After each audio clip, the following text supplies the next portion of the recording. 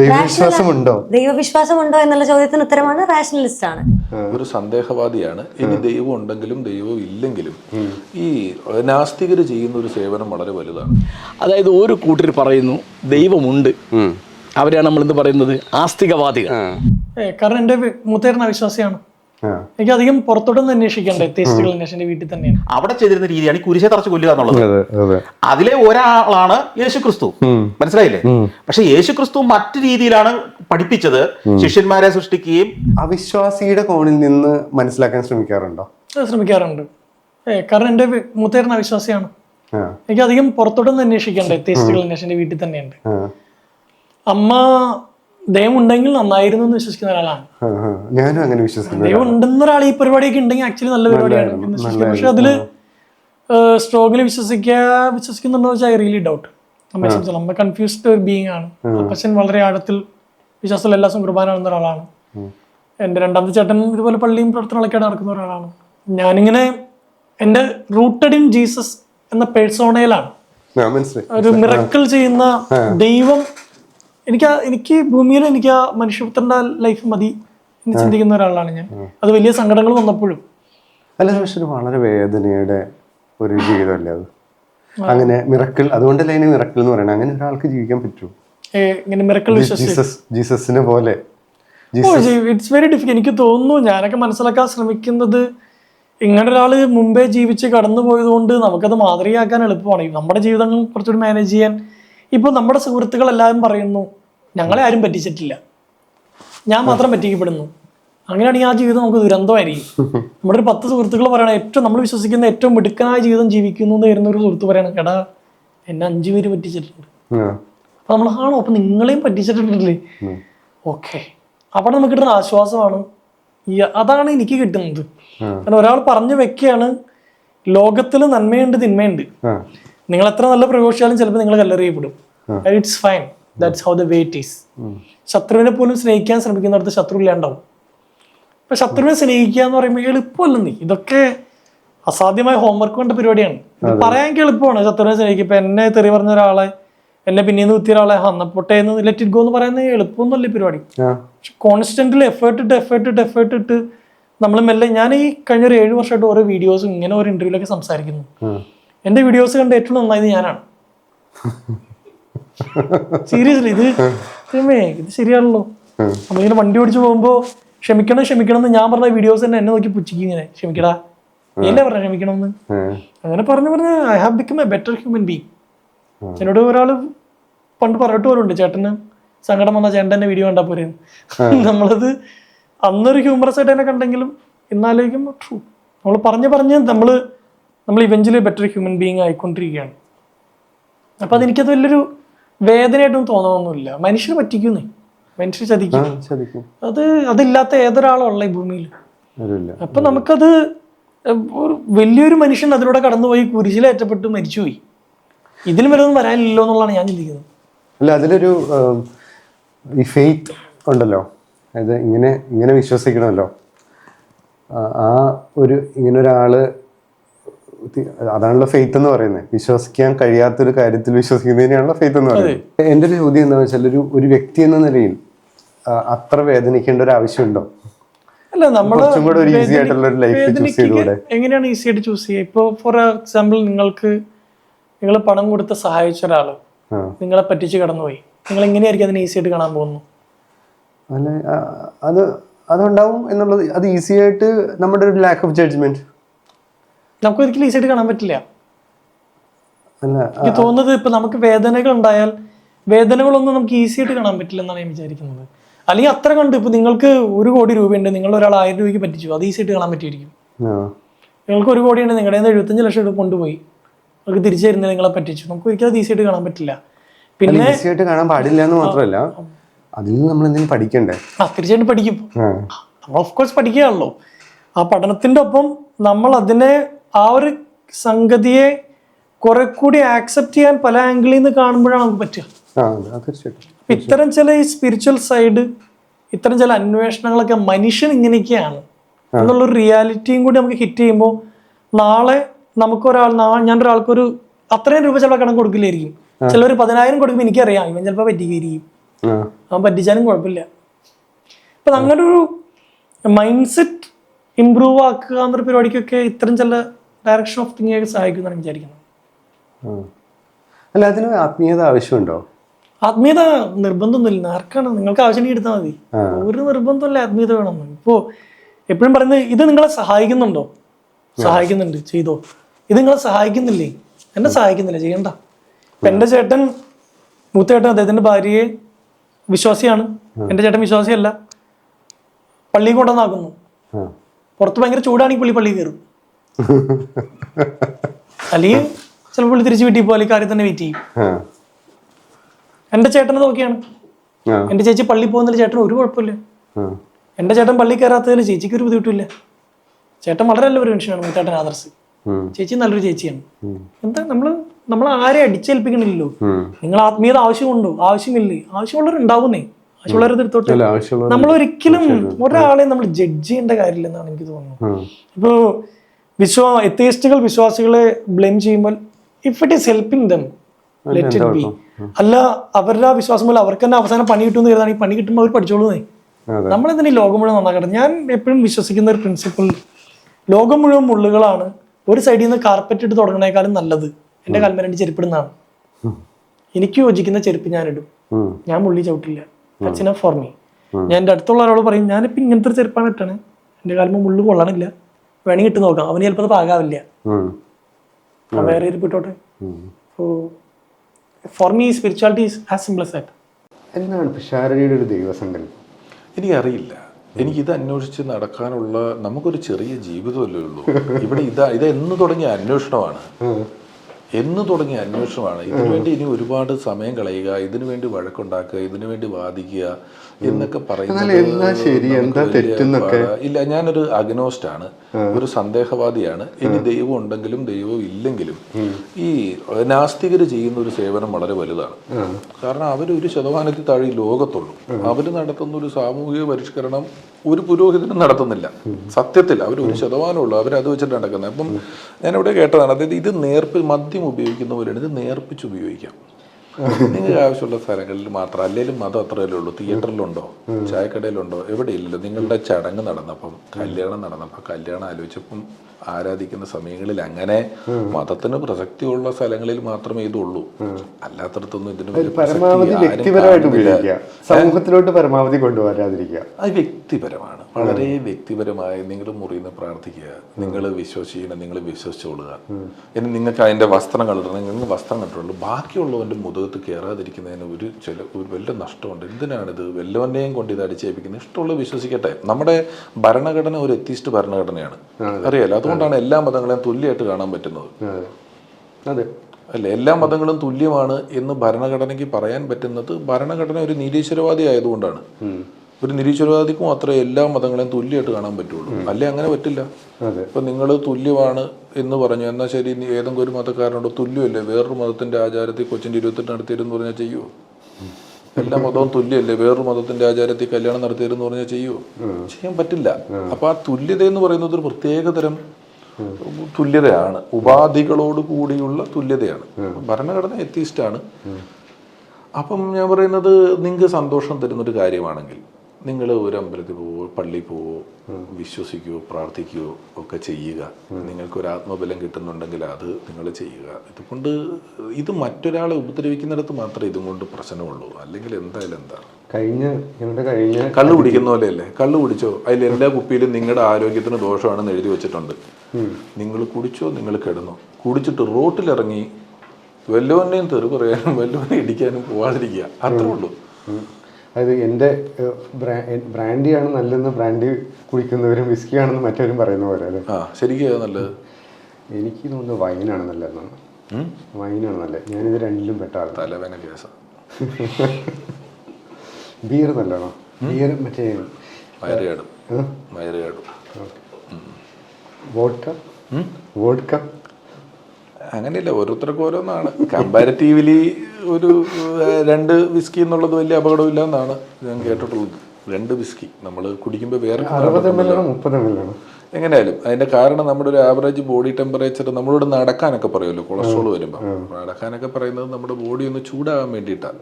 ആ ലെവലിൽ ചെറുതായിട്ട് അടിച്ച ബോഡി ഒന്ന് ഹീറ്റ് ആവും എന്നൊക്കെ പറഞ്ഞു കേട്ടിട്ടുണ്ട്. നിർബന്ധങ്ങളില്ല.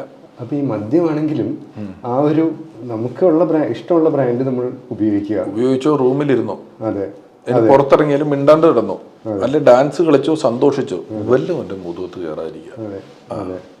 നേരത്തെ നമ്മുടെ ഗസ്റ്റ് ഒരാൾ വന്നിരുന്ന ആൾ പറഞ്ഞത് മുഹമ്മദ് അബ്ബാസ് എഴുത്തുകാരൻ, അദ്ദേഹം പറഞ്ഞു എൻ്റെ അണ്ടർവെയർ നല്ലതാണെന്ന് ഞാൻ അവകാശപ്പെടുന്നു, പക്ഷേ മറ്റുള്ളവന്റെ അണ്ടർവെയർ മോശമാണെന്ന് പറയേണ്ട ആവശ്യമില്ലല്ലോ. മോശമാണെന്ന് പറയാൻ മാത്രമല്ല നിങ്ങളും കൂടെ എൻ്റെ ഇടണമെന്നും കൂടെ പറയുന്നുണ്ട്. ഇത് അതല്ലേ പ്രശ്നം, നിങ്ങൾ എൻ്റെയും കൂടി ഇടണമെന്നും കൂടെ പറയുന്നുണ്ട്, അതേ ഉള്ളൂ കുഴപ്പം. ഇതിലാണ് മാഷിന് വിശ്വാസം. കാരണം മാഷ എന്തായാലും നിരീശ്വരവാദിയല്ല. അല്ല, അതല്ല ഷിജിൽ, ലോകത്ത് മനുഷ്യർ 3 ജാതിയാണ്. ജാതി എന്ന് പറഞ്ഞാൽ ഞാൻ വിഭാഗം എന്ന് മനസ്സിലായി. അതായത് ഒരു കൂട്ടർ പറയുന്നു ദൈവമുണ്ട്, അവരെയാണ് നമ്മൾ എന്ത് പറയുന്നത്, ആസ്തികവാദികൾ, അതാണ് തീയിസ്റ്റ് എന്ന് പറയുന്നത്.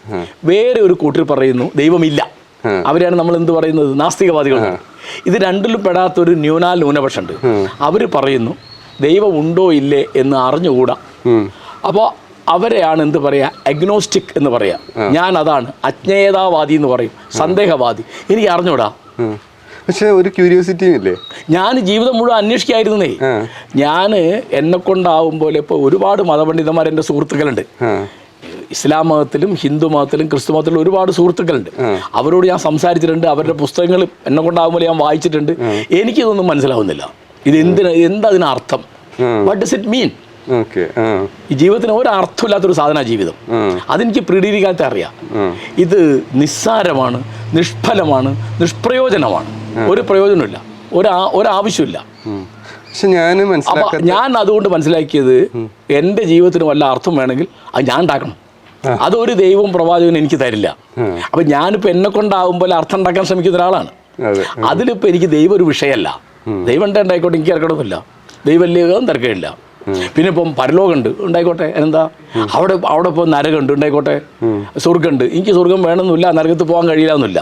ഉണ്ടെങ്കിൽ അത് അപ്പം നോക്കാന്നേ. അതായത് ഇംഗ്ലീഷിൽ പറയും you cross the bridge at the bridge. പാലത്തുമ്പോൾ എത്തിയിട്ട് പാലം കടന്നാൽ മതിയല്ലോ, അതിന് മുമ്പ് പാലം കിടക്കേണ്ട ആവശ്യമില്ല. എനിക്കിപ്പോൾ ഇവിടെ എൻ്റെ ചെറിയ ബുദ്ധി, ചെറിയ ആലോചന, ചെറിയ പ്രവർത്തന രീതി ഇതുകൊണ്ടൊക്കെ എൻ്റെ ചുറ്റുമുള്ള ഒരുപാട് മനുഷ്യന്മാരുടെ അനേകം സങ്കടങ്ങൾ ഞാൻ കാണും. അവർ അനീതിക്കിരയാവുന്നത്, അവർ പട്ടിണി കിടക്കുന്നത്, അവർക്ക് തൊഴിലില്ലാത്തത്, അവർ ജാതീയമായി വിവേചനം നേടുന്നത്, സ്ത്രീകൾ ലിംഗപരമായി വിവേചനം നേടുന്നത്, ട്രാൻസ്ജെൻഡറുകൾക്ക് ജീവിക്കാൻ വയ്യാത്ത സ്ഥിതി, ഇങ്ങനെ ഒരുപാട് കാര്യങ്ങളുണ്ട്. ഈ കാര്യങ്ങൾ ആലോചിച്ചാൽ തന്നെ ദൈവത്തെ പറ്റി ആലോചിക്കാൻ എനിക്ക് നേരം ഉണ്ടാവില്ല. ഇപ്പം ദൈവത്തെ പറ്റി ഞാൻ തന്നെ ആലോചിക്കുന്നത്, എന്നെ കൊണ്ട് ദൈവത്തിന് വല്ല ആവശ്യമുണ്ടോ? ഇല്ലല്ലോ, ദൈവമല്ലേ. എനിക്ക് ദൈവത്തെ കൊണ്ടൊരു ആവശ്യമില്ല, അത്രേ ഉള്ളത്.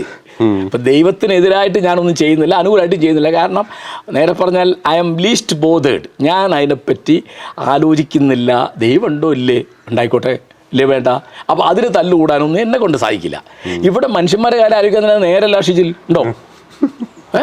അപ്പം ഞാൻ എപ്പോഴും എനിക്കതിലൊരു വഴികാട്ടി ആരാന്ന് വെച്ചാൽ ബുദ്ധൻ പറയും ദൈവത്തിൻ്റെ നിഗൂഢതയെ പറ്റിയല്ല എൻ്റെ ആധി, മനുഷ്യൻ്റെ ദുരിതത്തെ പറ്റിയാണ്. I am not worried about the mystery of God. I am worried about the misery of man. അത് ശരിയാണ്. പക്ഷെ ഒരു വ്യക്തിക്ക് മതം നല്ലതാണോ? അതിപ്പോൾ ആ വ്യക്തി അതിനെ എങ്ങനെ എടുക്കുന്നു എന്നുള്ളത് പോലെ ഇരിക്കും. ചേട്ടൻ മതത്തിൽ നിന്നുകൊണ്ട് മറ്റു മതത്തിലുള്ള ആൾക്കാരെ ഉപദ്രവിക്കണം എന്നൊരു ആഗ്രഹം ഇല്ല എന്നുണ്ടെങ്കിൽ മതത്തിന് എന്താ കുഴപ്പം? സമൂഹത്തിന്റെ കുഴപ്പമില്ല. ഞാൻ പറഞ്ഞു ഒരാള് ഇപ്പൊ എന്തായാലും മതവിശ്വാസം ഇല്ലാത്ത ആളാണല്ലോ, മതവിശ്വാസം ഇല്ലാത്ത ആളാണ്. എനിക്ക് എല്ലാ നിരീശ്വരവാദിയാണെന്നൊന്നും ഞാൻ എവിടെയും പറഞ്ഞിട്ടില്ല. എനിക്ക് എല്ലാ മതങ്ങളെയും അല്ല, ഞാൻ റാഷണലിസ്റ്റ് ആണ്. റാഷണലിസ്റ്റും നിരീശ്വരവാദവും തമ്മിൽ ഒരുപാട് വ്യത്യാസങ്ങളുണ്ട്. ദൈവവിശ്വാസം ഉണ്ടോ? റാഷണലാണ്. റാഷണലിസവും എയ്ത്തിസവും തമ്മിൽ ഒരുപാട് വ്യത്യാസമുണ്ട്. അപ്പൊ ആ ചോദ്യത്തിന് ഉത്തരവില്ല. ദൈവവിശ്വാസം ഉണ്ടോ എന്നുള്ള ചോദ്യത്തിന് ഉത്തരമാണ് റാഷണലിസ്റ്റ് ആണ്. അതായത് എയ്ത്തിസ്റ്റ് ആണോ എന്ന് നമ്മൾ ചോദിക്കുന്നതിന്റെ ഉത്തരമാണ് റാഷണലിസ്റ്റ് ആണ്. ഓരോ ആൾക്കാരും ഓരോ തരത്തിലുള്ള ചിന്താഗതികളുള്ള ആൾക്കാരാണ്. ഞാനതിൽ റാഷണലായി ചിന്തിക്കുന്ന ആളാണ്. ദൈവവിശ്വാസം ഇല്ല അങ്ങനെ ഞാൻ പറഞ്ഞില്ലല്ലോ. ദൈവവിശ്വാസം ഉണ്ട്. ഞാൻ റാഷണലാണ്. എന്തിനാ അതൊക്കെ പറയാൻ ഇത്ര പേടിക്കുന്നത്? ചേട്ടനാണ് എന്നെ കൊണ്ട് പറയാൻ പ്രേരിപ്പിച്ചുകൊണ്ടിരിക്കുന്നത്. അത് ഒന്നും പറഞ്ഞതുകൊണ്ട് ഒന്നും നടക്കാനോ അല്ലെങ്കിൽ ഒന്നും ചെയ്യാനോ ഒന്നും പോകുന്നില്ലാത്ത ഒരു സമൂഹത്തിൽ ജീവിക്കുന്ന ആൾക്കാരാണ് നമ്മളെല്ലാവരും. ഞാൻ എൻ്റെ അഭിപ്രായം വളരെ ക്ലിയർ ആയി പറയുന്ന സമയത്ത് ദൈവത്തെ എതിർത്ത് സംസാരിക്കണം എന്നൊരു ഇൻറ്റൻഷൻ ചേട്ടനുള്ളത് കൊണ്ടാണ് ചേട്ടൻ പിന്നെ അങ്ങനെ ചോദിക്കുന്നത്. എനിക്കങ്ങനെ ഒരു ഇൻറ്റൻഷൻ ഇല്ല. എനിക്ക് ദൈവവിശ്വാസികളെ ബുദ്ധിമുട്ടിക്കണം എന്നില്ല, അല്ലാത്ത ആൾക്കാരെ ബുദ്ധിമുട്ടിക്കണം എന്നില്ല. എനിക്ക് എൻ്റെ അഭിപ്രായങ്ങൾ ക്ലിയർ ആയി പറയുക എന്നുള്ളത് മാത്രമേ ഉള്ളൂ. അല്ല, ദൈവവിശ്വാസികളെ ബുദ്ധിമുട്ടിക്കണം എന്നൊന്നും എനിക്കില്ല. പക്ഷേ ഈ ഒരു ഇവിടെ തന്നെ വന്ന പല മീനാക്ഷി തന്നെ ഫോളോ ചെയ്യുന്ന പലരും പറഞ്ഞ് ഞാൻ കേട്ടിട്ടുണ്ട്, പൊതുവെ ഈ ഒരു ചോദ്യത്തിൽ സമൂഹത്തിൽ നിൽക്കുന്ന പല ആളുകളും ഉത്തരം പറയാൻ കുറച്ച് മടിക്കും. അങ്ങനത്തെ കുഴപ്പങ്ങളൊന്നുമില്ല.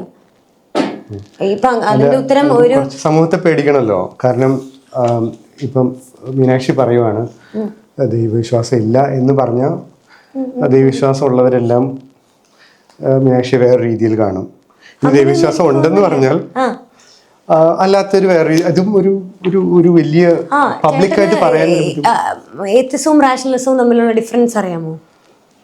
എത്തീസവും റാഷണലിസവും തമ്മിലുള്ള വ്യത്യാസം അറിയാം, ഒന്ന് പറയാമോ?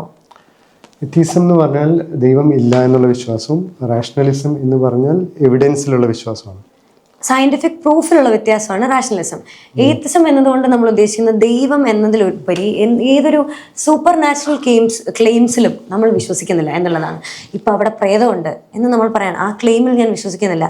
അവിടെ പ്രേതമുണ്ട് അല്ലെങ്കിൽ അവിടെ എന്തോ ഉണ്ട് എന്നതിന് ഒരു പ്രൂഫ് ഉണ്ടെങ്കിൽ, അല്ലെങ്കിൽ ഒരു സയന്റിഫിക് ആയത് തെളിയിക്കപ്പെട്ടിട്ടുണ്ടെങ്കിൽ ഞാനതിൽ വിശ്വസിക്കുന്നു. അതാണ് റാഷണലിസം എന്ന് പറയുന്നത്. അപ്പം ആക്ച്വലി എത്തിസ്റ്റ് ആണോ എന്ന ചോദ്യത്തിന്റെ ഉത്തരം തന്നെയാണ് റാഷണലിസ്റ്റ് ആണ് എന്നുള്ളത്.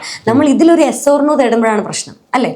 ഇപ്പം നമ്മൾ ദൈവം ഉണ്ടോ ഇല്ലയോ എന്നതിലൊരു യെസ് ഓർ നോ എന്ന് പറയുന്നത് വളരെ ബാലിശമായിട്ടുള്ളൊരു ചോദ്യമാണ്. അതിനപ്പുറത്തേക്ക് ചിന്തിക്കുമ്പോഴാണല്ലോ പുതിയ ചിന്താഗതികളും പുതിയ അറിവുകളും ഒക്കെ നമുക്ക് കിട്ടുക. ഈ റാഷണലിസവും സയന്റിഫിക് ടെമ്പറും ഒക്കെ അതിൻ്റെ വലിയൊരു രീതികളാണ്. ഇപ്പം ചേട്ടൻ തന്നെ പറഞ്ഞു, ഇവിടെ ഞാൻ ഫോളോ ചെയ്യുന്ന ഒരുപാട് ആൾക്കാർ വന്നിട്ടുണ്ട്. അതെ, ഒരുപാട് ആൾക്കാർ വന്നിട്ടുണ്ട്, സംസാരിച്ചിട്ടുണ്ട്. അവർക്ക് ഇതിനെപ്പറ്റി വളരെ വൈഡായിട്ടുള്ള അഭിപ്രായങ്ങളുണ്ട്. എൻ്റെ അഭിപ്രായം, ഞാൻ സയന്റിഫിക് ടെമ്പർ ഉണ്ടാക്കാൻ ആഗ്രഹിക്കുന്ന, അങ്ങനത്തെ കാര്യങ്ങൾ ഒരുപാട് അറിയാൻ ശ്രമിക്കുന്ന ഒരാളാണ്. എല്ലാ കാര്യത്തിനും ഒരു ഒറ്റവാക്ക് ഉത്തരത്തെ കഴിഞ്ഞും അതിൻ്റെ കാര്യങ്ങൾ കുറച്ചുകൂടി അറിയാൻ ശ്രമിക്കുന്ന ഒരാളാണ് ഞാൻ. അതുകൊണ്ട് തന്നെയാണ് റാഷണലിസ്റ്റ് ആണ് എന്ന് പറഞ്ഞത്. ഇപ്പം നമുക്കിവിടെ ഒരാളെ കൊണ്ട് ദൈവവിശ്വാസിയാണോ അല്ലയോ എന്ന് പറയിപ്പിച്ചതുകൊണ്ട് പ്രത്യേകിച്ച് അങ്ങനെയൊന്നും സംഭവിക്കാനൊന്നും പോകുന്നില്ല. ഈ പറയുന്നത് പോലെ അങ്ങനെ അതൊക്കെ വളരെ വളരെ സിമ്പിൾ ആയിട്ടുള്ള തിങ്കിങ് ആണ്. ഇപ്പം ഞാൻ അവിടെ ഇരുന്നിട്ട് ഞാൻ അങ്ങനെയൊന്നും അല്ല എന്ന് പറഞ്ഞു കഴിഞ്ഞാൽ എന്നെ ആരും വെറുക്കാൻ പോകുന്നുണ്ടെന്നോ ഒന്നും എനിക്ക് തോന്നുന്നില്ല. അതൊക്കെ എല്ലാവരും അവരവരുടേതായിട്ടുള്ള സ്വാതന്ത്ര്യം കൊടുക്കുന്ന ആൾക്കാരാണ്. പക്ഷെ എനിക്കതൊരു ഒറ്റവാക്ക് ഉത്തരത്തെ കഴിഞ്ഞും എനിക്ക് വളരെ ക്ലിയർ ആയിട്ടുള്ള വേറൊരു ആൻസർ ഉണ്ട് എന്നുള്ളതാണ്. ഓക്കെ, അതാ ഞാൻ പറഞ്ഞേ. അപ്പം നമ്മൾ ജീവിച്ച സാഹചര്യത്തിൽ നമ്മളുടെ അന്നത്തെ പരിമിതമായ അറിവും വെച്ച് അന്നത്തെ സമൂഹത്തെ നേർവഴിക്ക് നയിക്കാൻ അന്ന് ഈ സമൂഹങ്ങളിലെല്ലാം ഒത്തിരി അനാചാരങ്ങളുണ്ടായിരുന്നു, ഒത്തിരി ദുഷ്പ്രവണതകളുണ്ടായിരുന്നു, തോന്നിയാസങ്ങളുണ്ടായിരുന്നു, കൊലകളും കയ്യേറ്റങ്ങളും ഉണ്ടായിരുന്നു, സ്ത്രീകളുടെ നേരെയുള്ള അക്രമങ്ങളുണ്ടായിരുന്നു, തട്ടിക്കൊണ്ടുപോകലുണ്ടായിരുന്നു, ഒരു ചിട്ടയില്ലായ്മയുണ്ടായിരുന്നു ഏത് സമൂഹത്തിലും. യേശുക്രിസ്തു ജീവിച്ച കാലത്തെ ഇസ്രായേൽ എന്ന് പറയുന്ന, അല്ലെങ്കിൽ ആ പ്രദേശം എന്ന് പറയുന്നത് റോമ എന്ന് പറയുന്ന ബ്രിട്ടീഷുകാർ നമ്മളെ കോളനിയാക്കിയ പോലെ റോമാക്കാർ അവരുടെ കോളനിയാക്കി വെച്ചിരുന്ന, അവരുടെ ഗവർണർമാർ വന്ന് ഭരിച്ചുകൊണ്ടിരുന്നൊരു കാലമാണ്. ആ കാലഘട്ടത്തിൽ ജൂതന്മാർക്ക് സ്വാതന്ത്ര്യ സമര സേനാനിയായിരുന്നു യേശുക്രിസ്തു. മിശിഹാമാരെന്ന് പറയുന്നത് അക്കാലത്ത് റോമിൻ്റെ അടിമത്തത്തിൽ നിന്ന് ഈ ഇസ്രായേൽ ജനത്തെ മോചിപ്പിക്കാൻ വന്നയാൾ ഞാനാണെന്ന് പറഞ്ഞ് യേശുക്രിസ്തുവിന് മുമ്പേ നിരവധി ആളുകൾ വന്നിട്ടുണ്ട്. വന്നവരെയൊക്കെ എന്ത് ചെയ്തു? സ്വാതന്ത്ര്യ സമര ഭഗത് സിംഗിനെ ഇവിടെ ബ്രിട്ടീഷുകാർ എന്ത് ചെയ്തോ അതേപോലെ അവിടെ ചെയ്തിരുന്ന രീതിയാണ് ഈ കുരിശെ തറച്ച് കൊല്ലുക എന്നുള്ളത്. അതിലെ ഒരാളാണ് യേശുക്രിസ്തു, മനസ്സിലായില്ലേ? പക്ഷെ യേശുക്രിസ്തു മറ്റു രീതിയിലാണ് പഠിപ്പിച്ചത്. ശിഷ്യന്മാരെ സൃഷ്ടിക്കുകയും ആ ശിഷ്യന്മാരും സെയിന്റ് പോൾ എന്ന് പറയുന്ന വളരെ ക്രാന്തദർശിയായ ഒരു ബിസിനസ്സുകാരനായ ഒരു പണ്ഡിതനായ അല്ലെങ്കിൽ ഒരു ബുദ്ധിമാനായ ഒരാൾ പിന്നീട് വന്നപ്പോഴാണ് ഈ സഭ ഇന്നത്തെ രീതിയിലേക്ക് കെട്ടിപ്പടുക്കുകയും പെർഫെക്റ്റ് സിസ്റ്റം ഉണ്ടാക്കുകയും ചെയ്തത്. അതല്ലായിരുന്നു ചിലപ്പോൾ പണ്ടേ വിസ്മൃതിയിലായി പോയ യേശുക്രിസ്തുവിന്റെ ഈ ട്രെയിനിങ് ഒക്കെ. അത് മാത്രമല്ല, ഈ ക്രിസ്തു എന്ന് പറയുന്ന അവരുടെ ഒരു വിശ്വാസമാണ് ഇങ്ങനെ ഒരു ക്രിസ്തു വരും എന്നുള്ളത്. ക്രിസ്തു അല്ല, മിശിഹ വരും എന്നുള്ളതാണ്. അതായത് നമുക്കൊരു രക്ഷകൻ വരും എന്നുള്ളത് എല്ലാ അടിമത്തത്തിൽ കിടക്കുന്ന എല്ലാ മനുഷ്യരും പ്രതീക്ഷിക്കുന്നത് നമ്മളെ രക്ഷിക്കാൻ ഒരു മിശിഹ വരും എന്നാണ്. അപ്പൊ ഈ ചിലർ വന്നിട്ട് പറഞ്ഞാൽ ഞാനാണ് നിങ്ങൾ ഈ വിശ്വസിച്ചിരുന്ന മിശിഹ എന്ന് പറഞ്ഞു വരുന്നു. അവര് കുറച്ച് ആളെ കൂട്ടുന്നു, പ്രക്ഷോഭം ഉണ്ടാക്കാൻ ശ്രമിക്കുന്നു, റോമൻ പട്ടാളവരെ പിടിക്കുന്നു, കുരിശെ തറച്ച് കൊല്ലുന്നു, തീരുന്നു. പിന്നെ ആ 8, 10, 15, 20, 30, 50, 100 കൊല്ലം കഴിയുമ്പോൾ മറ്റൊരു കളവ് മിശിഹയാണെന്ന് പറഞ്ഞു വരുന്നു. അവരെ കൊല്ലേണ്ടത് ഇവരുടെ ആവശ്യമാണ്. കാരണം ലോ ആൻഡ് ഓർഡർ മെയിൻറ്റെയിൻ ചെയ്യണമല്ലോ. അതാണ് അവർ ചെയ്തുകൊണ്ടിരുന്നത്. യേശു ക്രിസ്തുവിനെ അത് തന്നെ ചെയ്തു. അപ്പൊ ഞാൻ പറഞ്ഞത് ചരിത്രം നമ്മൾ ഈ ബൈബിള് മാത്രം കാണാതെ പഠിക്കുന്ന ഒരാൾക്ക് ഇത് കിട്ടണമെന്നില്ല. റോമൻ ചരിത്രവും ഒക്കെ ഇഷ്ടംപോലെ ചരിത്ര രേഖകളിൽ നമുക്ക് കിട്ടും. അത് എഴുതപ്പെട്ടിട്ടുണ്ട്, അതിന്റെ മ്യൂസിയങ്ങളുണ്ട്. അപ്പം നമ്മൾ എങ്ങനെയാണ് വ്യത്യസ്തമായിട്ട് ഇത് പഠിക്കുകയും അവതരിപ്പിക്കുകയും ചെയ്യുന്നത്? നമ്മൾ ഈ യാത്രകളിലൂടെ ഈ സ്ഥലങ്ങളിലൂടെ സഞ്ചരിക്കുകയും അവിടുത്തെ മ്യൂസിയങ്ങളിലും അവിടുത്തെ ചരിത്രരേഖകളും പഴയ അവിടുത്തെ ലിപികളിൽ എഴുതപ്പെട്ട ലേഖനങ്ങളും ഇതെല്ലാം പഠിച്ചു കഴിഞ്ഞാൽ എന്തായിരുന്നു ആ കാലഘട്ടം എന്ന് മനസ്സിലാവും. ആ കാലഘട്ടത്തെ മനുഷ്യന്റെ ആവശ്യം എന്തായിരുന്നു, അതിന് വേണ്ട രീതിയിൽ ഈ നേതാവ് എന്താണ് പഠിപ്പിച്ചത്, ഇത്തരം കാര്യങ്ങളെല്ലാം പഠിച്ചു കഴിയുമ്പോഴാണ് നമുക്കിതിനെ സമചിത്തതയോടെ ഒന്ന് മാറി നിന്ന് അല്പം പക്വതയോടെ വൈകാരികമല്ലാതെ ആരെങ്കിലും നമ്മളെ മുട്ട നിർത്തി പഠിപ്പിച്ചതല്ലാത്ത ഒരു സ്വതന്ത്ര ബുദ്ധിയിൽ കാര്യങ്ങളെ കാണാൻ പഠിക്കുന്നത്. ഭൂരിപക്ഷം പേര് ആളുകൾ ചെയ്യുന്നത് എന്താണ്? ആരെങ്കിലും ഞാൻ പലപ്പോഴും ചിന്തിച്ചിട്ടുണ്ട്, ഞാൻ പോലും പറയുന്ന പല കാര്യങ്ങളെ ഒരു യുക്തിബോധത്തോടെ ചിന്തിക്കുക പോലും ചെയ്യാതെ അതാണ് അൾട്ടിമേറ്റ് എന്ന് വിശ്വസിക്കുന്ന കുറെ ആളുകളെങ്കിലും ഉണ്ട്. അങ്ങനെയുള്ളവരോട് നമുക്ക് ബഹുമാനമല്ല പലപ്പോഴും തോന്നുക, അല്ലേ? അവര് സ്വയം ഒന്ന് ചിന്തിച്ചു നോക്കട്ടെ, ഞാൻ പറഞ്ഞതിൽ പോലും വാസ്തവമുണ്ടോ? ഞാൻ അത്ഭുതപ്പെട്ടത് എന്താന്ന് വെച്ചാൽ, സന്തോഷ് ജോർജ് കുളങ്ങരെ സ്നേഹിക്കുന്ന വളരെയധികം ആളുകളുണ്ട്. ഗവൺമെന്റുകളെ കുറ്റം പറയുമ്പോൾ കുഴപ്പമില്ല, രാജ്യത്തെ കുറ്റം പറയുമ്പോൾ കുഴപ്പമില്ല, മതത്തിനെതിരെ എന്തെങ്കിലും പറഞ്ഞാൽ അല്ല, ഞാൻ മതത്തിനെതിരെ അല്ല പറയുന്നത്. ഞാൻ പറയുന്നത് ആ മതങ്ങളോ അല്ലെങ്കിൽ ഏത് പ്രസ്ഥാനങ്ങളോ എങ്ങനെയാണ് റിഫൈൻഡ് ആവേണ്ടത് എന്നാണ് ഞാൻ ഈ പറയുന്നത്. ഇപ്പം നിങ്ങൾ ഈ ശാസ്ത്രത്തിലും ഇവിടുത്തെ സിസ്റ്റത്തിലും ഡെമോക്രസിയിലും ഇത് തരുന്ന സൗകര്യങ്ങളിലും എല്ലാം വിശ്വസിക്കുക, അതിൽ അഭിരമിക്കുക, അത് ഉപയോഗപ്പെടുത്തുകയും ചെയ്യുകയും അതിലൊന്നും ബന്ധമില്ലാത്ത ഒരു സാധനമാണ് നിങ്ങൾ ഉറച്ച് വിശ്വസിക്കുകയും ചെയ്യുന്നത് എന്നുള്ള ഒരു കുഴപ്പം ചിലർക്ക് വരും. മനസ്സിലായില്ലേ? ഉദാഹരണത്തിന് ഈക്വാലിറ്റി, ഇങ്ങനെയൊക്കെയുള്ള നിരവധി കാര്യങ്ങളാണ് ഇന്നത്തെ ആധുനിക സമൂഹം മനുഷ്യന് തരുന്നത്, അല്ലെ? ആ ഈക്വാലിറ്റിക്ക് എതിരായി മതം പറഞ്ഞാൽ പോലും നമ്മൾ അത് വിശ്വസിക്കേണ്ട കാര്യമില്ലെന്നാണ് ഞാൻ വിശ്വസിക്കുന്നത്. കാരണം ഈക്വാലിറ്റി എന്ന് പറയുന്ന ഒരു റൈറ്റാ, അല്ലെ? തുല്യത. അത് ദരിദ്രനോ സമ്പന്നനോ പണ്ഡിതനോ പാമരനോ പുരുഷനോ സ്ത്രീയോ ആരുമാകട്ടെ, അവരുടെ സെലക്ഷൻ അല്ല ഇങ്ങനെയാണ് ജനിക്കേണ്ടത് എന്നുണ്ടെങ്കിൽ നിങ്ങൾക്ക് എങ്ങനെ അതിന്റെ കാരണത്താൽ അവൻ ഇൻഫീരിയർ ആണെന്ന് പറയാൻ പറ്റും? ഞാനൊരു മതത്തിൽപ്പെട്ട ഒരു കുടുംബത്തിൽ ജനിച്ചത് കൊണ്ട് അതിൽ എൻ്റെ ഒരു തീരുമാനമാണോ? എനിക്ക് എന്തെങ്കിലും റോൾ ഉണ്ടോ അതിനകത്ത്? വേറെ എവിടെയെങ്കിലും ജനിച്ചിരുന്നെങ്കിൽ വേറെ ഏതെങ്കിലും ഒരു കുടുംബത്തിൽ ജനിക്കാമായിരുന്നു, വേറെ ഏതെങ്കിലും രാജ്യത്ത് ജനിച്ചേനെ. അപ്പൊ ഇതൊക്കെ നമ്മൾ ആരും തീരുമാനിച്ചതല്ല. അപ്പൊ നമ്മളെ അതിൻ്റെ പേര് കുറ്റപ്പെടുത്തുന്നതിലോ പരിഹസിക്കുന്നതിലോ ഒറ്റപ്പെടുത്തുന്നതിലോ നമ്മളെ മാറ്റി നിർത്തുന്നതിലോ ഒന്നും ഒരു അടിസ്ഥാനമില്ല. അതുകൊണ്ടാണല്ലോ ആധുനിക സമൂഹങ്ങളും ആധുനിക രാഷ്ട്രങ്ങളും എല്ലാം തുല്യത, ഈക്വാലിറ്റി എന്ന കാര്യത്തിന് നിങ്ങൾ ഏത് നിറത്തിലുള്ള, അത് നിങ്ങളുടെ ചോയ്സ് അല്ല. നിങ്ങളുടെ ചോയ്സ് അല്ലാത്ത ഒരു കാര്യത്തിലും നിങ്ങളെ മാറ്റി നിർത്താൻ പാടില്ല. അങ്ങനെ മാറ്റി നിർത്താനും സെപ്പറേറ്റ് ചെയ്യാനും ഏതെങ്കിലും ചിന്താഗതികൾ പഠിപ്പിക്കുന്നുണ്ടെങ്കിൽ അതും ശരിയല്ലെന്ന് ഞാൻ പറയാറുള്ളൂ. അതാണ് കാര്യം. അല്ലാതെ ഞാൻ മതത്തിലോ ദൈവങ്ങളിലോ വിശ്വസിക്കുന്ന ഒരാളോടും ഞാൻ ഒരിക്കലും തർക്കിക്കാൻ പോകാറില്ല, ഞാൻ അവരോട് വഴക്കുണ്ടാക്കാൻ പോകാറില്ല. കാരണം ആ വിശ്വാസം അവർക്ക് മനസ്സിന് ഒരു ധൈര്യം കൊടുക്കുന്നുണ്ടെങ്കിൽ, അത് അവരുടെ മുമ്പോട്ടുള്ള യാത്രയ്ക്ക് ഒരു ഊർജം കൊടുക്കുന്നുണ്ടെങ്കിൽ, അതാണ് അവരുടെ ആത്മവിശ്വാസത്തിന്റെ അടിസ്ഥാനമെങ്കിൽ അവർ ചെയ്യട്ടെ. അതിന് ഞാനെന്തിനു കുറ്റപ്പെടുത്തണം? അത് പക്ഷേ നമ്മുടെ സമൂഹത്തിന് ദ്രോഹമാകുന്ന തീരുമാനങ്ങളാകുകയും അത് എന്നെയും അത് അടിച്ചേൽപ്പിക്കാൻ വരികയും ചെയ്യുമ്പോൾ, അല്ലെങ്കിൽ അത് എനിക്ക് എൻ്റെ യുക്തിക്ക് നിരക്കാത്ത രീതിയിൽ അത് എൻ്റെ അടുത്തേക്ക് വരുമ്പോൾ മാത്രം ഞാനതിൽ നിന്ന് മാറി നിൽക്കുകയോ ഒഴിവായി പോവുകയോ എൻ്റെ അഭിപ്രായം പറയുകയോ ചെയ്യും. അത്രേ ഉള്ളൂ. ഞാനൊരു മതത്തിനും എതിരല്ല. ഞാൻ പറഞ്ഞല്ലോ, ഈശ്വര വിശ്വാസം എന്ന് പറയുന്നത് നല്ലതാണെന്ന് വിശ്വസിക്കുന്ന ഒരാളാണ് ഞാൻ. ഈശ്വര വിശ്വാസം നല്ലതാണ്. ഞാൻ ചോദിക്കട്ടെ, ഈശ്വര വിശ്വാസം ഇല്ലായിരുന്നെങ്കിൽ ഈ ഭൂമിയിലെ വലിയൊരു ശതമാനം ആളുകൾ ഇന്നത്തേക്കാൾ അധാർമികളായി പോയേനെ. കാരണം ഈ രാഷ്ട്രത്തെ സ്നേഹിച്ചിട്ടല്ല, പലരും ദൈവം എന്നെ ശിക്ഷിക്കുമല്ലോ എന്ന് പേടിച്ചിട്ട് ഡീസന്റ് ആയിട്ട് ജീവിക്കുന്ന ഒത്തിരി പേരുണ്ട്. അവർക്ക് ആ ദൈവമുള്ളത് തന്നെയാണ് ഈ സമൂഹത്തിന് നല്ലത്. അവരാ ദൈവത്തിൽ വിശ്വസിച്ചില്ലേ നമുക്കൊക്കെ വലിയ ശല്യമായി പോയിനെ അവരെല്ലാം. ശരിയല്ലേ? പിന്നെ അത് മാത്രമല്ല, എനിക്ക് മനസ്സിലായ ഒരു കാര്യം, എത്ര മതത്തിൽ എത്ര മോശമായിട്ട് എന്തെങ്കിലും പറഞ്ഞാലും ഒരു മനുഷ്യന് ഒരു ബേസിക് ആയിട്ടുള്ള ഒരു മൂല്യബോധമുള്ള ഒരു മനുഷ്യന് അതൊന്നും ചെയ്യാൻ സാധിക്കില്ല. അത് തന്നെയാണ് ഞാൻ ആദ്യം മുതൽ പറയുന്നത്. നമുക്ക് കിട്ടിയ ഒരു മൂല്യബോധം, അതാണ് ഇതിന്റെ എല്ലാ അടിസ്ഥാനം. നിങ്ങൾക്ക് നമുക്കറിയാമല്ലോ, സമൂഹത്തിൽ തന്നെ പലതരം മൂല്യബോധമുണ്ട്. പക്ഷെ ഇതിനൊരു പ്രശ്നം എന്താ അറിയോ? ചിലരുടെ മൂല്യബോധം സൃഷ്ടിച്ചത് മതങ്ങളാണ്. അതെ. ചിലർക്ക് ഈ മതം ഇല്ലെങ്കിലും മൂല്യബോധം ഉണ്ടാകുന്നുണ്ട്. ഞാൻ ചോദിക്കട്ടെ, മതവിശ്വാസം ഇല്ലാത്ത നാടുകളുണ്ട്, മനുഷ്യരുണ്ട്, അവർക്കൊന്നും മൂല്യബോധം ഇല്ലേ? ഏറ്റവും തീവ്രമായ മതപ്രവർത്തനങ്ങൾ ഇല്ലാത്ത സ്കാൻഡിനേവിയൻ രാജ്യങ്ങൾ, ഞാൻ ഉദാഹരണം പറയാം, ആ രാജ്യങ്ങളിൽ ചെന്നാൽ മുമ്പേ നമ്മൾ പറഞ്ഞ നിങ്ങളുടെ തൊട്ടടുത്ത അയൽക്കാരനെ, നിങ്ങളുടെ സഹജീവിയെ ദ്രോഹിക്കരുതെന്ന് ഏറ്റവും അധികം വിശ്വസിക്കുകയും പ്രവർത്തിക്കുകയും ചെയ്യുന്ന അവരാണ്. അവിടെ ഒരു അന്യന് ശല്യമുണ്ടാക്കുന്ന ഒന്നും, ഒരു ശബ്ദം പോലും പുറത്ത് കേൾക്കാൻ പാടില്ലെന്നാണ് അവർ വിശ്വസിക്കുന്നത്. എൻ്റെ വീട്ടിലെ ശബ്ദം എൻ്റെ മതിലിനപ്പുറത്തേക്ക് പോകാൻ പാടില്ല. എൻ്റെ വീട്ടിൽ പാചകം ചെയ്താൽ മീൻ പൊരിച്ചതിൻ്റെ സ്മെല്ല് അപ്പുറത്തെ വീട്ടുകാരന് ശരിയാണെങ്കിൽ അത് പാടില്ല എന്ന് വിശ്വസിക്കുന്ന സമൂഹങ്ങളാണ് അവിടെ. അത്രയും സൂക്ഷ്മമായ കാര്യങ്ങൾ പോലും ശ്രദ്ധിക്കുന്ന ജനസമൂഹമാണ് അവിടെ. സ്കാൻഡിനേവിയൻ രാജ്യങ്ങളിൽ ജീവിക്കുന്ന ധാരാളം മലയാളികൾ ചോദിച്ചാൽ അറിയാം, അവിടെ മനുഷ്യർ മറ്റൊരു മനുഷ്യർ ഒരു ഉപദ്രവം ഉണ്ടാക്കുന്ന ഒരു കാര്യവും ചെയ്യില്ല. എല്ലാവരെയും സഹായിച്ചോളണമെന്നില്ല, പക്ഷെ ഏറ്റവും മിനിമം നമുക്ക് ചെയ്യാവുന്ന കാര്യം എന്താ? ഒരാളെ ഉപദ്രവിക്കാതിരിക്കുക. അത് തീവ്രമായ മതചിന്തകളുള്ള പലയിടത്തുമാണ് ഈ ഉപദ്രവം കൂടുതലുള്ളത്.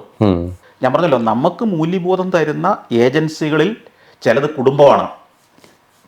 ബഹുഭൂരിപക്ഷം പേര്, ഇപ്പൊ ഞാനൊക്കെ രൂപപ്പെട്ടത് എൻ്റെ കുടുംബത്തിൽ നിന്നാണെന്ന് വിശ്വസിക്കുന്ന ഒരാളെ ഞാൻ.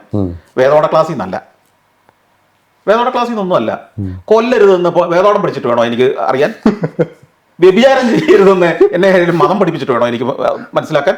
വേണോ? മോഷ്ടിക്കരുത് എന്നുള്ളത് പഠിക്കാൻ ഒരു മതം വേണോ പറയാൻ ഞാൻ? ഇതൊക്കെ സാമാന്യബോധമുള്ള കുടുംബത്തിൽ മാതാപിതാക്കൾ മര്യാദയ്ക്ക് വളർത്തി, അല്ലെങ്കിൽ ഒരു സമൂഹം എന്താണ് പ്രതീക്ഷിക്കുന്നതെന്നും നമ്മൾ തന്നെ എന്താണ് പ്രതീക്ഷിക്കുന്നതെന്ന് ചിന്തിച്ചാൽ ഒരു ഉത്തരം കിട്ടിയില്ലേ? ഞാൻ ഏതാണ് ഇഷ്ടപ്പെടുന്നത്? മോഷ്ടിക്കുന്ന ഒരാളാണോ മോഷ്ടിക്കാത്ത ഒരാളാണോ? ഞാൻ ഇഷ്ടപ്പെടുന്നത് വ്യഭിചരിക്കുന്ന ഒരാളാണോ വ്യഭിചരിക്കാത്ത ഒരാളാണോ? ഞാൻ ഇഷ്ടപ്പെടുന്ന കൊലപാതകയാണോ കൊലപാതകം ചെയ്യാത്ത ഒരാളാണോ? ഇത് മാത്രം ചിന്തിച്ചാൽ എനിക്ക് ഉത്തരവില്ലേ ഞാൻ എങ്ങനെയാവണമെന്ന്? ഇല്ലേ? അതാണല്ലോ ഈ മൂല്യബോധം എന്ന് പറയുന്നത്. ഇതൊക്കെ തന്നെയല്ലേ മതം പഠിപ്പിക്കുന്നത്? ഈ മതം പഠിപ്പിച്ച് ഏതെങ്കിലും കാര്യം മനുഷ്യൻ അറിയാത്ത കാര്യമായിരുന്നോ? എനിക്ക് എന്റെ ചിന്ത അല്ല, എന്റെ ചോദ്യം ഇതാണ്, മതം പഠിപ്പിച്ച് ഏതെങ്കിലും കാര്യം മനുഷ്യരാശിക്ക് അറിയത്തില്ലാത്ത കാര്യമായിരുന്നോ? അല്ലാന്നാണ് എന്റെ അഭിപ്രായം. പക്ഷെ ഈ മതങ്ങൾ ഉണ്ടായി വരുന്നതാണല്ലോ. അപ്പം ആരെങ്കിലും ഒരാൾ നല്ല കാര്യം പറഞ്ഞു കേട്ട് അത് അത് അത് കൊള്ളാമെന്ന് തോന്നുമ്പോ അതൊരു മതമായി. പറഞ്ഞത് അതിനു മുമ്പ് അതുണ്ടായിരുന്നു. തീർച്ചയായിട്ടും കൊലപാതകം തെറ്റാണെന്ന് ഇപ്പം ബൈബിളിൽ തന്നെ പറഞ്ഞാല് പുതിയ നിയമം വരുന്നതിന് മുമ്പ് പഴയ നിയമമുണ്ട്. ഈ പഴയ നിയമത്തിലും ഈ പറഞ്ഞ മോശയ്ക്ക് 10 കൽപ്പനകൾ കൊടുത്തല്ലോ. അതിനുശേഷം യേശുക്രിസ്തുവും അതേ 10 കൽപ്പനകളെ നവീകരിച്ചു കൊടുത്തു. അപ്പൊ ഞാൻ പറഞ്ഞത് അതൊക്കെ ആ സമൂഹത്തില് അന്നത്തെ മനുഷ്യര് ഡീസന്റ് ആയിട്ട് ജീവിക്കാൻ വേണ്ടി കൊടുത്ത നിബന്ധനകളാണ്. അതിനർത്ഥം അന്ന് അതിന് വിരുദ്ധമായ അവിടെ ജീവിതം പലപ്പോഴും നടക്കുന്നുണ്ടായിരുന്നു. ഇപ്പൊ ഉദാഹരണത്തിന് അതിലെ സംഭവങ്ങളും കഥകളും എല്ലാം ആ പറഞ്ഞിരിക്കുന്ന മട്ടിൽ തന്നെ എല്ലാം നടന്നു എന്നൊന്നും കരുതുന്നില്ല. എങ്കിൽ പോലും ചരിത്രത്തിലെ കുറെ സംഭവങ്ങളൊക്കെ അതുമായിട്ട് ചേർന്ന് പോയിട്ടുണ്ടാവാം. മനസ്സിലായില്ലേ? ഇപ്പൊ ഉദാഹരണത്തിന് നമുക്ക് മഹാഭാരതത്തിലെ പല സംഭവങ്ങളും നടന്ന സ്ഥലങ്ങൾ ഇപ്പോഴും ഉണ്ട്. അതിനകത്തെ കുറെ കഥാപാത്രങ്ങളും കുറെ ജീവിതങ്ങളും ഒക്കെ ഉണ്ടായിരിക്കാം. കുറെയൊക്കെ ഫിക്ഷനും ആയിരുന്നിരിക്കാം. എന്ന് പറഞ്ഞ പോലെയാണ് എല്ലാ ഗ്രന്ഥങ്ങളിലെയും ഈ പുരാതന കഥകളിലെയും ഗ്രന്ഥങ്ങളിലെയും ഐതിഹ്യങ്ങളിലെയും മതഗ്രന്ഥങ്ങളിലെയും ഒക്കെ കാര്യങ്ങൾ സംഭവങ്ങൾ പറയുന്നത് എല്ലാം കൃത്യം അത് തന്നെയായി ആരും എഴുതി വെച്ചിട്ടില്ല. ഒന്ന് ബൈബിള് യേശുക്രിസ്തുവിന്റെ ജീവിതം തന്നെ ഇവർക്ക് ജീവിച്ചു നടക്കുന്ന കാലത്ത് ഇവരാരും എഴുതി വെക്കുന്നുണ്ടോ? 500 കൊല്ലം കഴിഞ്ഞിട്ടാണ് കോഡിഫൈ ചെയ്യുന്നത്. അതാ പറഞ്ഞത്. അപ്പൊ അതിനകത്ത് ആ ദിവസം രാവിലെ നടന്നു പോകുമ്പോൾ നെൽക്കതിരൊരെണ്ണം അല്ലെ ഗോതമ്പ് ഒരെണ്ണം പറിച്ചെടുത്ത് കുറിച്ചിട്ട് ഇങ്ങനെ പറഞ്ഞു എന്നൊക്കെ പറഞ്ഞ് 300 കൊല്ലം കഴിഞ്ഞുള്ള ഒരാൾക്ക് എഴുതണമെങ്കിൽ കുറച്ച് ഭാവനയൊക്കെ അതിനകത്ത് കയറിയിട്ടുണ്ടാവുമല്ലോ. തീർച്ചയായിട്ടും ഉണ്ടാവും. അപ്പോ ഈ അയാൾ തന്നെ എഴുതി കൊടുത്താലും ചിലപ്പോൾ അക്ഷരം തെറ്റ് വരും. അല്ല, അയാൾ ഇപ്പൊ ഞാൻ തന്നെ എന്റെ ഡയറി ഒരാഴ്ച കഴിഞ്ഞിട്ട് എഴുതിയാൽ പോലും അതിനകത്ത് എല്ലാ കാര്യങ്ങളും ഓർത്തിരിക്കില്ല. ഒരു മാസം കഴിഞ്ഞാൽ ഞാൻ എന്റെ ഓരോ ദിവസത്തെ ഡയറി കുറിപ്പ് എഴുതുന്നെങ്കിൽ പോലും പറ്റില്ല. ഇപ്പൊ സഞ്ചാരി ഡയറി കുറിപ്പ് എന്ന പരിപാടി ഞാൻ ചെയ്യുന്നത് പോലും അന്ന് പോയ യാത്രയുടെ സ്ക്രിപ്റ്റും ഉൾപ്പെടെയുള്ള വീണ്ടും എടുത്ത് വായിച്ചിട്ട് ആ വിഷ്വൽസ് മുഴുവൻ കണ്ടിട്ട് ഞാൻ ഡയറിയിൽ എഴുതി വെച്ചിരിക്കുന്ന സാധനം മുഴുവൻ വായിച്ചു നോക്കിയിട്ട് ഒരു 5 മണിക്കൂർ ഹോംവർക്ക് ചെയ്തിട്ടാണ് ഞാൻ സഞ്ചാരി ഡയറി കുറിപ്പ് ഷൂട്ട് ചെയ്യാൻ പോയിരിക്കുന്നത്. അപ്പൊ എന്നേക്കാൾ വലിയ ആളുകളാണ് ബാക്കിയുള്ളവരെന്ന് ഞാൻ അംഗീകരിക്കുന്നു. എനിക്ക് അത്ര കഴിവുള്ള ആളല്ല. എങ്കിൽ പോലും ഞാൻ പറഞ്ഞത് നമ്മളൊരു സാധാരണ രീതി ചിന്തിക്കുമ്പോൾ പോലും ഇത് എഴുതി വെക്കുകയും എഴുതി വെച്ചതെല്ലാം അതുപടി അദ്ദേഹം ആരാണോ ആ നിർദ്ദേശങ്ങൾ കൊടുത്ത് അവർ പറഞ്ഞത് തന്നെ ആവണം എന്നൊന്നും നിർബന്ധമില്ല. അതിലൊക്കെ പല കാലഘട്ടങ്ങളിൽ ഡൈല്യൂഷൻ വന്നിട്ടുണ്ട്. എത്രയോ നൂറ്റാണ്ടുകൾ കൊണ്ടാണ് ഈ സിസ്റ്റം ഇവോൾവ് ചെയ്തു വന്നത്. അതോ നൂറ്റാണ്ടുകൾ എന്ന് പറഞ്ഞാൽ നിങ്ങൾ ചിന്തിക്കേണ്ടത് നമ്മൾ ജീവിക്കാൻ തുടങ്ങിയിട്ട് 10-50 കൊല്ലമാണെന്ന് ഓർക്കണം. അപ്പൊ നമ്മുടെ ഒരു ബാല്യകാലത്തെ പല കാര്യങ്ങൾ പോലും നമുക്ക് ഓർമ്മയില്ലെങ്കിൽ 500 കൊല്ലം മുമ്പ് ഉള്ള ഒരു സാധനം എന്തായിരിക്കും നമ്മൾ ചിന്തിച്ചിട്ടുണ്ടോ? 1000 കൊല്ലം മുമ്പത്തെ അപ്പോൾ എത്ര എത്ര എത്ര വ്യത്യസ്തവും വിചിത്രവുമായിരിക്കും ജീവിതങ്ങളും എന്ന് ചിന്തിച്ചിട്ടുണ്ടോ? ഇതിനെയൊക്കെ ഒരു കഥകളായി കാണുന്നതിൽ തെറ്റുണ്ടോ? അല്ല, ഞാൻ പറഞ്ഞത് എനിക്കങ്ങനെ കാണാൻ പറ്റും. ആ. എനിക്കങ്ങനെ കാണാൻ പറ്റും. കുറേ ചരിത്രമായിട്ടും കാണാൻ പറ്റും. ചരിത്രവും കഥകളും കൂടെ ചേർന്നതാണ് ഈ പറഞ്ഞതെല്ലാം. കുറച്ച് ചരിത്രം ഉണ്ടാവാം. കാരണം ഉദാഹരണം പറഞ്ഞാൽ ആ സാഹചര്യങ്ങൾ, ഇപ്പോൾ ഉദാഹരണത്തിന് ഞാൻ ഈ ബൈബിളിനെ ചേർത്ത് പറയുന്നത് വെച്ച് കഴിഞ്ഞാൽ വേറെ മതത്തെക്കുറിച്ച് ഞാൻ പറഞ്ഞു പ്രതിരോധത്തിലാവണ്ടെന്ന് വിചാരിച്ചിട്ടാണ്. കാരണം അത്രയും പാണ്ഡിത്യം എനിക്കില്ലതാനും. ബൈബിളിനെ കുറിച്ചാണെങ്കിൽ എനിക്ക് അത്യാവശ്യം അറിയാം. കാരണം നമ്മൾ ജനിച്ചു വളർന്ന ഒരു സമുദായം അതാണ്. പള്ളിയിലും പള്ളിക്കൂടത്തിലൊക്കെ നമ്മളെ പഠിപ്പിച്ചിട്ടുള്ള വിഷയം അതായത്. പിന്നെ മാത്രമല്ല ഈ തല്ലാൻ വരുന്നവർക്ക് സ്വന്തക്കാരാവുന്നതുകൊണ്ട് പിന്നെ അതിന്റെ ഒരു സുഖമുണ്ടല്ലോ.